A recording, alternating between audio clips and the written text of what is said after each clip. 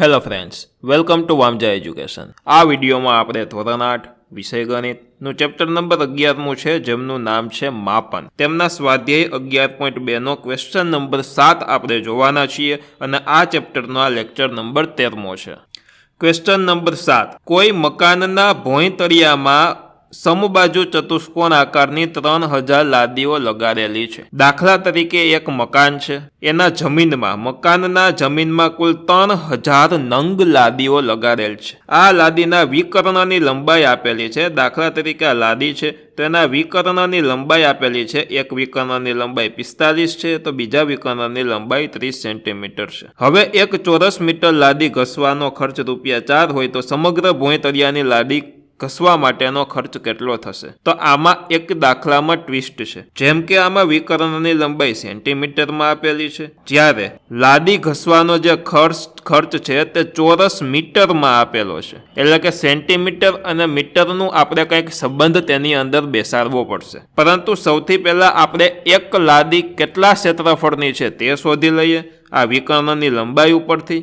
ત્યારબાદ આપણે 3000 લાદી બરાબર કુલ કેટલા ક્ષેત્રફળ થાય તે શોધશું અને એના ઉપરથી આપણે લાદી ઘસવાનો ખર્ચ કાઢશું।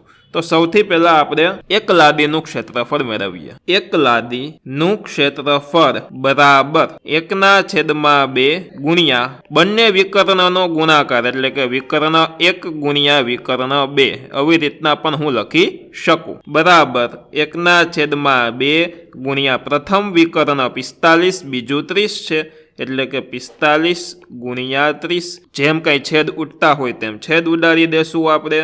15 2 30 થાય। 45 ગુણ્યા 15 હવે આપણે કરવાનું થાય તો 45 ગુણ્યા 15 તો પેલા 0, 5 1 5, 4 1 4 વત્તા 5 5 25 નો 5 વધી પડી 2, 4 5 20 ને 2 22, એટલે કે 0 વત્તા 5 5, 5 વત્તા 2 7 અને 4 વત્તા 2 6, એટલે કે 675। તો એક લાદીનું ક્ષેત્રફળ આપણે થશે 675, એકમ છે સેન્ટીમીટર, એટલે કે સેન્ટીમીટર વર્ગ લખવું જોશે। હવે એક લાદીનું ક્ષેત્રફળ 675 સેન્ટીમીટર વર્ગ, તો 3000 લાદીનું ક્ષેત્રફળ કેટલું થાય? 3000 લાદીનું ક્ષેત્રફળ બરાબર 675 ગુણ્યા 3000 આપણને ખબર છે। તો હવે 675 ગુણ્યા 3 કરી દઉં અને પાછળથી આ 0 એડ કરી દેશું તો 675 ગુણ્યા 3 તો 5 તેરી 15 નો 5 વધી પડી 1, 7 તેરી 21 ને 22 નો બગડો વધી પડી 2, 6 તેરી 18, 19 20, એટલે કે 20 25 અને પાછળના 3 મીંડા બરાબર 20 25 અને 1 2 અને 3 મીંડા। એકમ શું આવે? ક્ષેત્રફળ છે એટલે સેન્ટીમીટર વર્ગ। સમજવાની વસ્તુ હવે છે, કારણ કે અહીંયા આપણે સેન્ટીમીટર વર્ગ એકમ કુલ આવેલો છે અને જે ખર્ચ આપ્યો છે તે મીટરમાં આપેલો છે। તો સૌથી પહેલા હું તમને સમજાવું તો જોજો, 1 મીટર બરાબર 100 સેન્ટીમીટર થાય। તો કે તમે કહેશો હા, હવે ક્ષેત્રફળ હોય એનો એકમ શું હોય? મીટર વર્ગ હોય, બરોબર। તો 1 મીટર વર્ગ કરીએ એટલે કે 100 ને આપણે 2 વાર લખવા પડે, 100 ગુણ્યા 100 સેમી થાય? તો કે હા થાય, બરોબર, કારણ કે મીટરનો વર્ગ કર્યો તો આનો વર્ગ 100 નો વર્ગ એટલે કે 100 ગુણ્યા 100, તો કે હા સર થશે। ઓકે, તો 1 મીટર વર્ગ બરાબર 100 ગુણ્યા 100 સેન્ટીમીટર થાય।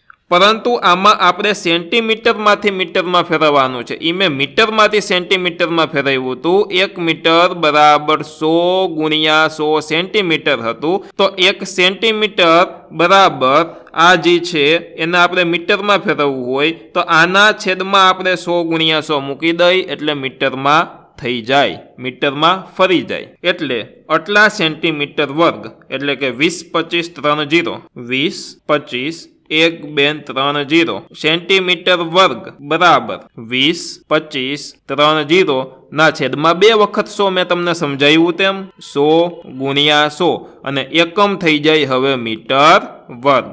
હવે જે કંઈ છેદ ઉડતા હોય તે ઉડાડી અને હું આને નાનકડું સ્વરૂપમાં કરી દીધું, બરોબર। આ 3 મીંડા, આ 1 2 ને 3 મીંડા ઉડ્યા એટલે કે 20 25 ના છેદમાં 10 આટલી વસ્તુ વધશે, બરાબર 20 25 ના છેદમાં 10 મીટર વર્ગ। હવે સાંભળજો, 1 ચોરસ મીટર લાદી ઘસવાનો ખર્ચ જો ₹4 હોય તો આટલા મીટર વર્ગ લાદી ઘસવાનો ખર્ચ કેટલો થાય? તો લખીએ આપણે 1 ચોરસ મીટર લાદી ઘસવાનો ખર્ચ બરાબર 4 રૂપિયા. તેથી આખા મકાનના ભોંયતળિયાની લાદી ઘસવાનો ખર્ચ, એટલે કે હું ખાલી એમ લખું કે ભોંયતળિયાની લાદી ઘસવાનો ખર્ચ બરાબર 1 ચોકલેટના 5 રૂપિયા. તો 20 ચોકલેટના કેટલા રૂપિયા? તો કે 20 ગુણ્યા 5. એવી રીતના 1 ચોરસ મીટર લાદી ઘસવાનો ખર્ચ 4, તો આટલા ચોરસ મીટર વર્ગ લાદી ઘસવાનો ખર્ચ બરાબર આટલા ગુણ્યા 4, એટલે બરાબર 20 25 છેદમાં 10 ગુણ્યા 4. આ રીતના જ આપણે લખશું. અને આ જી આપણે શોધીએ છીએ ખર્ચ, એટલે આનો જે એકમ થશે તે રૂપિયા એવો થશે. હવે જે કંઈ છેદ ઉડતા હોય તે છેદ ઉડાડી દેવાના. તો કે અહીંયા 10ની જગ્યાએ થશે 5 2 10, છેદ ઉડશે તો 2 2 4, તો અહીંયા 2 વધશે. હવે 20 25 ને પહેલાં તો આપણે 5 સાથે ભાંગી લઈ. 20 25 ભાગ્યા 5, તો કે 5 ચોક 20, 0 0. ઉપરથી ઉતાર્યો 2, ભાગ નો હાલ એટલે 0. ઉપરથી ઉતાર્યો 5, 5 5 25, 0 0, એટલે કેટલા એવા 405. એટલે 405 ગુણ્યા, જોજો આટલાનું થઈ ગયું 405. હવે આ 2 ગુણાકારમાં છે, ગુણ્યા 2.